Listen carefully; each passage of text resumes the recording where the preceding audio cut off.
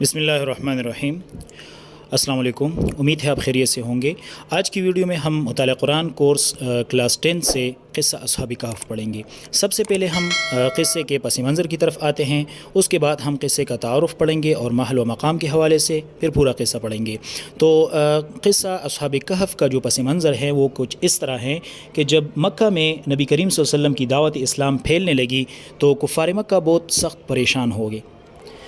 کفار مکہ نے ایک وفد بھیجا مدینہ کے قریب آباد یہودیوں کی طرف۔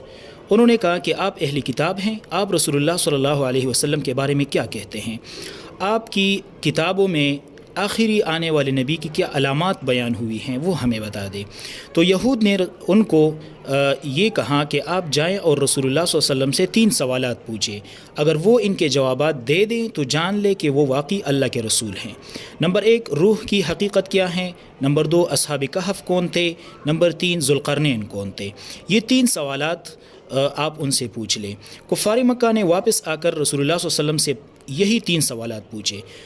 کفار مکہ کو یہ یقین تھا کہ آپ صلی اللہ علیہ وسلم نے تاریخ کا مطالعہ نہیں کیا، نہ وہ یہودیوں کی کتاب اور نصارہ کی کتاب انہوں نے دیکھے ہیں، اور نہ رسول اللہ صلی اللہ علیہ وسلم تک ان کی کتابیں پہنچی ہیں، تو اس لیے آپ ان کے جو سوالات ہیں ان کے جوابات نہیں دے سکیں گے۔ لیکن اللہ نے وحی کے ذریعے سے رسول اللہ صلی اللہ علیہ وسلم کو ان سوالات کے جوابات بتا دیے۔ اللہ تعالیٰ نے سورہ بنی اسرائیل میں جو پہلا سوال ہے اس کا جو جواب ہے وہ سورہ بنی اسرائیل میں بتا دیا۔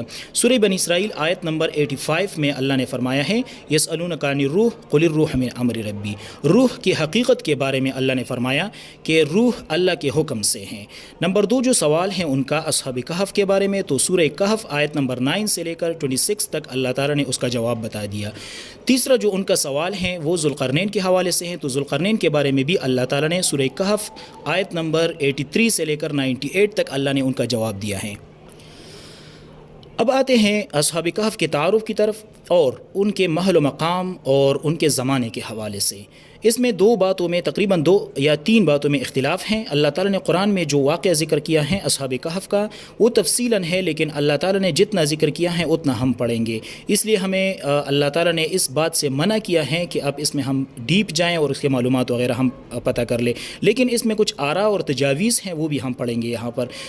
اصحاب کہف کے تعارف کے حوالے سے ہم یہ بات کرتے ہیں کہ کہف جو ہیں یہ عربی میں غار کو کہتے ہیں، گویا اصحاب کہف سے مراد غار والے لوگ ہیں۔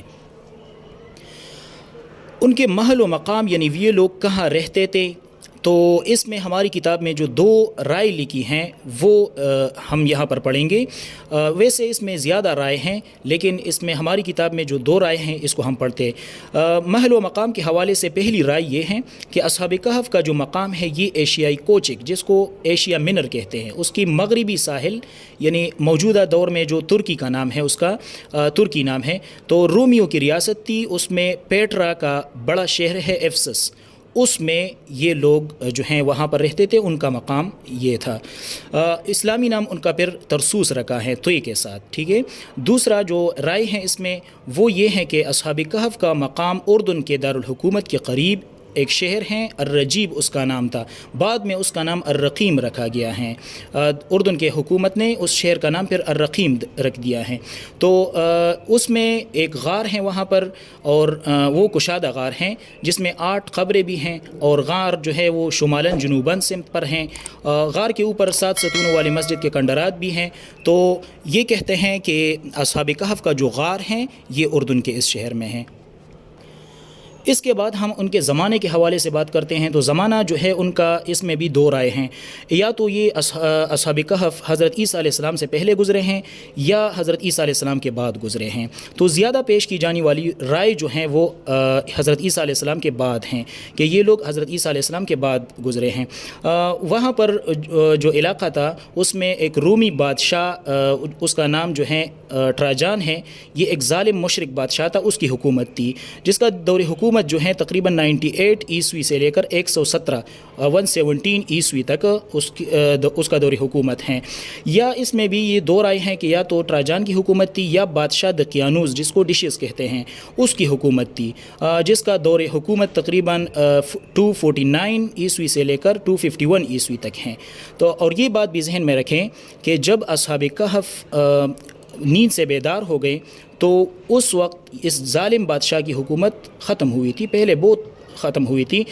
اس کے بعد جو بادشاہ آیا ہے اس کا نام ہے تھیوڈوسیس ثانی۔ ایک تھیوڈوسیس گزرا ہے پہلے، ابھی جو دوسرا تھیوڈوسیس ثانی اس کو کہتے ہیں، یعنی دوسرا تھیوڈوسیس، اس کا دور حکومت تھا، جس کا دور حکومت جو ہے 408 عیسوی سے لے کر 450 عیسوی تک اس کی دارالحکومت چلی ہے۔ یہ تو ایک دو تین باتیں تھیں جس میں اختلاف ہیں۔ تیسری بات اس میں نے آپ کو یہ بھی بتا دیا کہ اللہ تعالیٰ نے اس اصحاب کہف کا جو ذکر کیا ہے قرآن میں، ان کی تعداد کے حوالے سے بھی اللہ نے 3، 5 یا 7 بتائے ہیں، تو اس میں کنفرم تعداد بھی نہیں ہے، ٹھیک ہے۔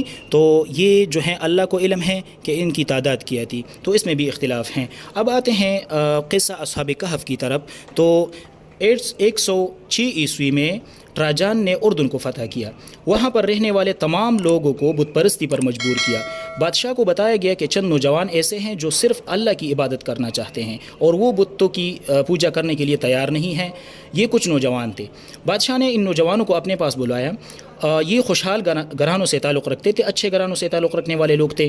بادشاہ نے ان کی قیمتی اشیاء، کپڑے سب کچھ چھین لیے اور ان نوجوانوں پر رحم کرتے ہوئے انہیں تنبیہ دی کہ اگر بادشاہ کے حکم پر آپ بت پرستی نہیں کریں گے تو آپ کو قتل کر دیں گے۔ دوسری بات اس میں یہ ہے کہ بادشاہ نے ان کو مہلت دی کہ بادشاہ اس وقت ایک دوسرے ملک پر دورے کے لیے جا رہے تھے، تو بادشاہ نے کہا کہ میرے واپس آنے تک آپ کے پاس ٹائم ہے، اگر آپ اپنے بات سے جو ہیں باز نہیں آئیں تو میں آپ کو قتل کروں گا۔ پھر نوجوانوں نے آپس میں مشورہ کیا کہ ہمارا رب تو وہ ہے جو زمینوں اور آسمانوں کا مالک ہیں، ہماری قوم کو کیا ہو گیا ہے کہ یہ بغیر کسی دلیل کے اللہ کے ساتھ شرک کرتے ہیں۔ اگر ہم نے بتوں کی پوجا کی تو یہ تو بہت بڑا ظلم ہے، شرک ہے اللہ کے ساتھ، یہ تو ہم کرتے نہیں ہیں، لیکن اگر بت پرستی نہیں کریں گے تو بادشاہ ہمیں قتل کر دے گا، اب کریں تو کیا کریں۔ آخر کار ان نوجوانوں نے طے کیا کہ ہم اللہ کے ساتھ شرک ہرگز نہیں کریں گے، ہاں اپنا دین اور جان بچانے کے لیے ہم شہر کو چھوڑ کر کسی پہاڑ میں غار میں پناہ لے لیتے ہیں۔ ان نوجوانوں نے اپنے گھروں سے اور اپنے گھر والوں سے کچھ مال وغیرہ لے لیا اور شہر سے دور پہاڑوں میں چلے گئے۔ راستے میں ایک کتا بھی ان کے ساتھ ہو گیا، انہوں نے اس کتے کو بہت ہٹانا چاہا لیکن وہ ان سے نہیں ہٹا اور وہ ان کے ساتھ ہو گیا۔ وہ سب بالآخر ایک دور پہاڑوں میں ایک غار میں پہنچے جو عام گزرگاہ نہیں تھی، عام گزرگاہ سے ہٹ کر ایک جگہ تھی، وہاں پر غار جو ہیں اندر سے بہت کشادہ تھا۔ نوجوانوں کو یہ غار بہت پسند آیا اور انہوں نے اس غار میں پناہ لی۔ روزانہ وہ صبح ایک ساتھی کو پیسے دے کر بازار بیچتے تاکہ وہ ان کے لیے کھانا لا سکے اور شہر کے حالات کا بھی پتہ کر سکے۔ وہ بہت احتیاط سے یہ کام کرتے تھے اور انہوں نے کسی کو بھی اپنے ساتھیوں اور غار کا پتہ نہیں چلنے دیا۔ ایک دن ایسا ہوا کہ ان کا ساتھی کھانا لینے کے لیے شہر پہنچا تو انہیں پتہ چلا کہ جو ظالم بادشاہ ہیں وہ واپس آ گیا ہے اور ان نوجوانوں کو تلاش کر رہا ہے۔ وہ گھبرا کر واپس آ گیا اور غار میں سب ساتھی کو خبر دے دی۔ تو سب نوجوانوں نے اللہ سے گڑ گڑا کر دعا مانگی۔ اللہ نے ان نوجوانوں کو اطمینان کی نیند سلا دیا اور وہ ایک طویل مدت تک سوتے رہے۔ ان کا جو کتا تھا وہ غار کے دہانے پر پاؤں پھیلا کر سو گیا۔ اللہ نے ان کی حفاظت کا ایسا انتظام فرمایا کہ سورج کی دھوپ براہ راست غار پر نہیں پڑتی تھی کیونکہ وہ شمالاً جنوباً تھا، یا یہ احتمال بھی ہو سکتا ہے کہ غار کا محل وقوع اگرچہ ایسا ہو کہ وہاں پر دھوپ لگتی تھی، مگر ان بزرگوں کی کرامت کی وجہ سے اللہ تعالیٰ نے ان کو دھوپ سے محفوظ رکھا۔ اللہ نے انہیں غار میں سوتے ہوئے کروٹیں دلاتا رہتا تھا تاکہ ان کے جسم پر زخم نہ پڑے۔ یہ غار آبادی اور عام راستہ سے بہت زیادہ دور تھا اور ایسی جگہ تھی جہاں کسی کا آنا جانا نہیں تھا، لیکن اگر کوئی اتفاقاً اس غار کے پاس آ جاتا اور جھانک کے دیکھتا تو اس پر ایک ہیبت طاری ہو جاتی اور اسے ایسا معلوم ہوتا تھا کہ وہ سب جاگ رہے ہیں، حالانکہ وہ سو رہے ہوتے تھے، چنانچہ وہ خوف زدہ ہو کر وہاں سے بھاگ جاتا تھا۔ ظالم بادشاہ جب واپس آیا تھا اردن تو اس نے اپنے ان نوجوانوں کو اپنے پاس بلایا۔ اسے بتایا گیا کہ وہ جو نوجوان شہر چھوڑ کر پہاڑوں کی طرف جا چکے ہیں، وہ بھاگ گئے ہیں۔ چنانچہ بادشاہ نے انہیں بہت تلاش کیا لیکن وہ نہ تلاش کر سکے۔ اس کے بعد بادشاہ نے ان نوجوانوں کے نام اور حالات کو ایک تانبے کے کتبے پر لکھوا کر رکھ دیا اپنے دربار میں۔ اللہ تعالیٰ نے اصحاب کہف کو تقریباً 300 سال شمسی یا 309 سال قمری حساب سے سلائے رکھا۔ جب اصحاب کہف بیدار ہوئے تو وہ اپنی نیند کو معمول کی نیند سمجھ رہے تھے کہ ہم جو عام طور پر سوتے ہیں اسی طرح ہم سوئے ہوئے تھے۔ ان میں سے ایک نے پوچھا کہ ہم نے کتنا عرصہ یہاں پر گزارا ہے، ہم کتنے عرصہ جو ہیں سو رہے تھے؟ تو کچھ نے جواب دیا کہ ہم ایک دن یا دن کا کچھ حصہ سو رہے تھے، جبکہ کسی نے کہا کہ یہ اللہ کو پتہ ہوگا، ہم نے اللہ کی دین کی حفاظت کے لیے یہاں پر آئے تھے ہم، تو اب یہ علم بھی اللہ کو ہوگا۔ جب یہ نوجوان بیدار ہوئے اور انہوں نے آپس میں ایک دوسرے سے یہ پوچھا تو ان کو بھوک بھی لگی تھی، چنانچہ انہوں نے ایک ساتھی کو پیسے دے کر بستی کی طرف یعنی شہر کی طرف بھیجا کہ وہ کہیں سے پاکیزہ کھانا لے آئیں۔ ساتھ ہی اسے تلقین کی گئی کہ بڑی نرمی سے بات کرنا اور کسی کو ہماری خبر ہونے نہ دینا، اور نہ ظالم بادشاہ کو ہمیں پکڑ کر قتل کر دے گا، وہ جو ہے اگر ہمیں پکڑ لے گا تو ہمیں قتل کر دے گا، تو یہ خبر بھی کسی کو نہیں دینا۔ ان کا جو ساتھی تھا جب وہ غار سے نکل کر شہر میں پہنچا تو حیران رہ گیا کہ دن ہی دن میں سارا ماحول ہی بدل چکا تھا، ہر چیز اجنبی محسوس ہو رہی تھی۔ وہ سوچ رہا تھا کہ کل جب وہ شہر میں کھانا لینے آیا تھا تو کیا حال تھا اور آج کیا حال ہے۔